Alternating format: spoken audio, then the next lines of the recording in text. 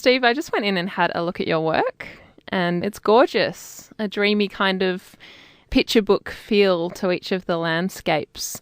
Could you tell us what these landscapes mean to you? Right, yeah, well, I hope you enjoyed the exhibition. I did. The landscapes are taken from two states.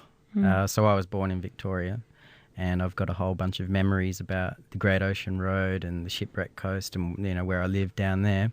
And things like, family trips to Melbourne or Apollo Bay or wherever. So there's a number of artworks in there that are very much based on my memories of that. But then also, when I was a teenager, we moved to Clare. And so there's a whole bunch of landscapes that are very much from, say, the Auburn Hills or the Clare Valley. And so, yeah, that's where those sort of images come from. I guess the what they mean to me, I think it's all about memories for me. And in fact, that whole exhibition is a lot about memories and just how they are in my head, not necessarily how they are in real life. What role does the long winding road play? Is it a motif at all? I notice it in a lot of the pieces. Yeah, it's very, very present, isn't it? It's how I start. And I guess it's not overly symbolic, but, it does kind of, I guess, represent travelling and not necessarily travelling to somewhere in a car or whatever on a holiday, but more so just travelling through life, I guess. Have you noticed that they're quite empty, the landscapes? Yeah. That was my next question, actually. There you go. I was going to say, there's definitely a sense of calm in the pictures, but there is the sense of loneliness. So where does this come from?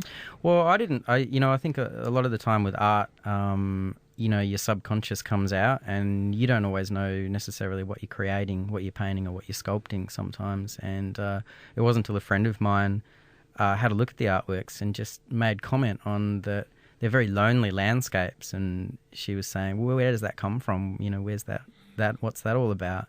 And for me, if I think about loneliness, I look into childhood, and in my situation, like my brothers had left early. I've got two older brothers, but they left our home early to go off and do study or whatever. But from about the age of 8, I was pretty much left to my own devices. So, I've always been fairly solitary, I guess. And so maybe that's some sort of subconscious impact on the artworks. And you also have these very cute miniature tool houses. Yeah. They have windows but no doors. No doors. Why is That's this? right. Well, there's no way in, but there's a way out. So you can get out through the windows, but there's definitely no way in. And I guess in that respect, the artworks are about being guarded and being locked. So I've called that series of artwork Guarded Memories, and that's symbolic of how we all have memories and thoughts and things that are very much our own. They're very maybe private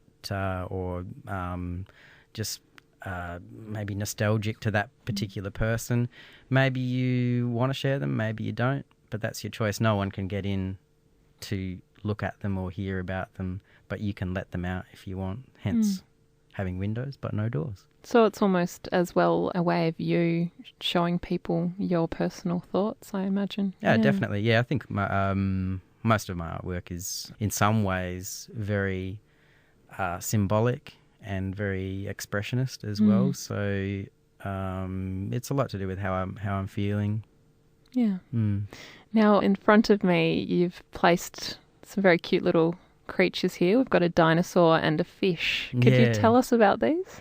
Well, I did a big series of fish. I made 300 or thereabouts of these fish sculptures, and those of us that have been into Urban Cow would have seen them before.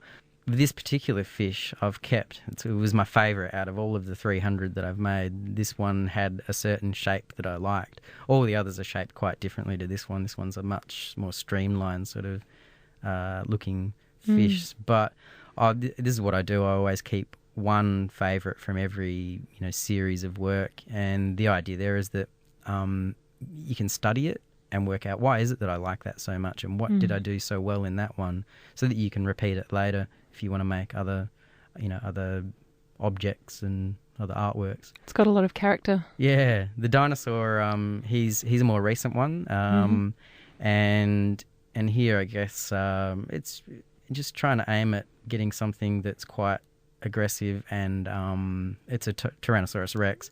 So something that's, known as being quite an aggressive creature, but putting a bit of a spin on it and making him quite cute and in a way lovable.